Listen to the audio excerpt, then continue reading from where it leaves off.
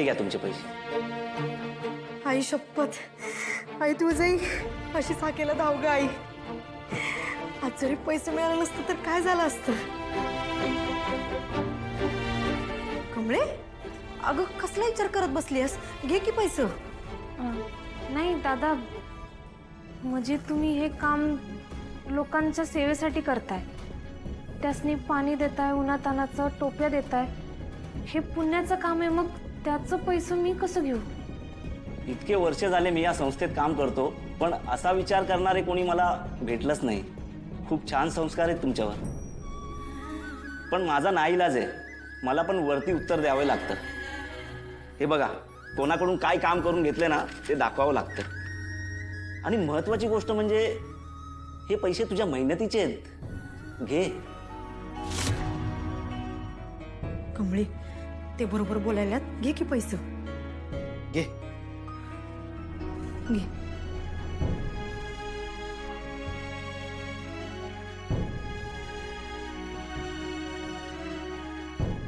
Thank you. हा, त्या केबिनमध्ये जाऊन ना नाव नोंदणी करून घे. त्यानंतर जा. हे घे. मी आलो, तुम्ही थांबा. हा. ताई, आमच्या इथे एक आजी आजोबा आहेत. बिचारे म्हातारे आहेत. त्यांना पाण्याची खूप गरज आहे. प्लीज तुम्ही देऊ शकता का पाणी? 2 बॉक्स लागतील. अहो विचार काय, हे तर पुण्याचं काम आहे, देतो की. कमळे, फॉर्म भरायला 100 रुपये कमी पडत आहेत. थांब, मी काय तर करतो. दादा, लय लांब नाही ना हो? नाही, ते जवळच जायचंय. आनंद नगरच्या मोरे गल्लीत जायचंय. आणि मी येतोच ना तुमच्यासोबत. हो, ठीक आहे, चला. चल.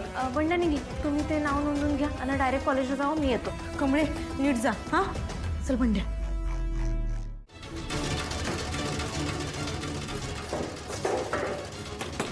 दार उघडा. निंगे, काय झालं?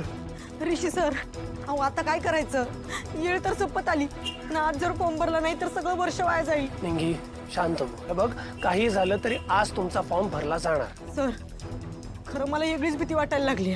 म्हणजे ती अनिका केवढ्या कॉन्फिडन्सली बोलत होती, कमळी येणार नाही. तिनं कमळीला काय केलं तर नसेल ना. ऋषी भाऊ, शंका खरी असू शकत्या. कारण ती कमळीला पाडायला तिच्या मित्रांना पाठवू शकत्या ना, तर ती कुठल्या पण तराला जाऊ शकते. ऋषी भाऊ, म्हणजे मला सांग, कमळी शेवटची कुठे गेली होती? काही सांगून गेली ती? हा, एक पोरगा आला होता तिथं. तो म्हणला की पाण्याच्या बाटल्यांची ऑर्डर आहे, एक म्हातारा आणि म्हातारी राहत्या, तिकडे टाकायचे म्हणून. आणि एरियाचं काही सांगितलं का नाव तिने? आनंद नगर मोरे गल्ली असं काहीतरी म्हणला तो. मोरे गल्ली कुठे शोधू मी? ठीक आहे, मी बघतो. तुम्ही इथेच थांबा. ऋषी भाऊ, आम्ही पण येतो. वय वय सर, आम्ही एक मिनिट, तुम्ही इथेच थांबा आणि मी काय सांगतोय ते ऐका.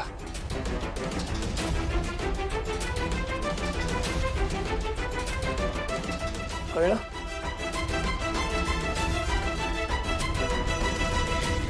पाच मिनिट, फक्त आणि फक्त 5 मिनिटं. त्यानंतर कमी तू एक्झामसाठी एलिजिबलच नाही राहणार आणि मग तुझा गेम फॉरएव्हर साठी एंड.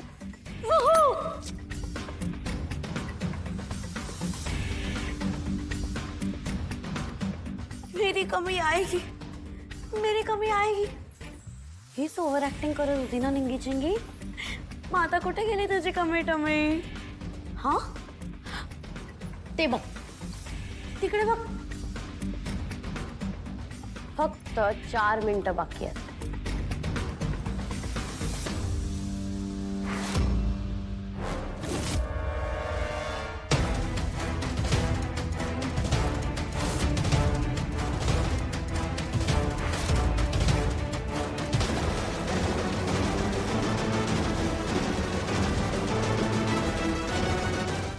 हारून गेली निंगी पिंगी. आता काय करणार?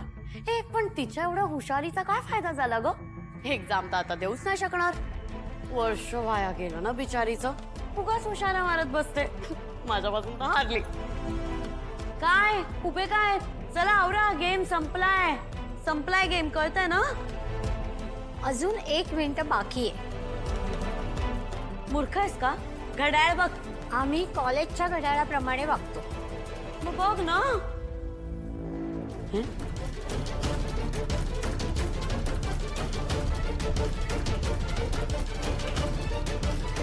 आणि वेळ संपायच्या बरोबर 1 मिनिट आधी घड्याळातले सेल काढून टाकायचे. लक्षात ठेव, वेळ बरोबर 5:29 ला थांबली पाहिजे. चालतंय.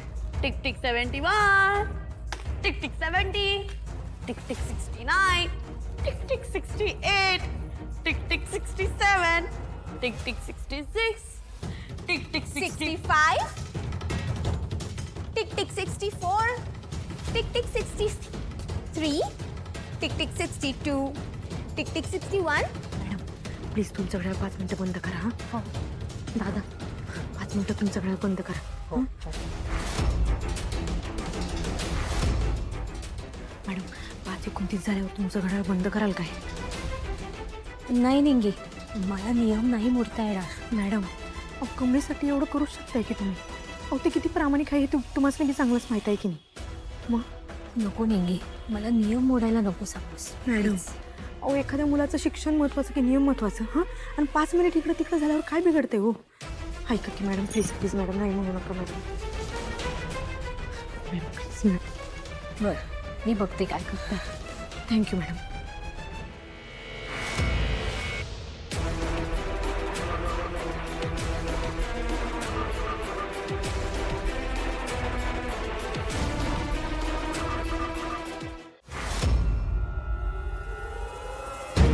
कोणी बंद पाडलं? हे घड्याळ कोणी बंद पाडलं? अगे असं खुळ्यासारखं काय बोलायला लागलीस ग? नीट बघ की अजून 1 मिनिट बाकी आहे.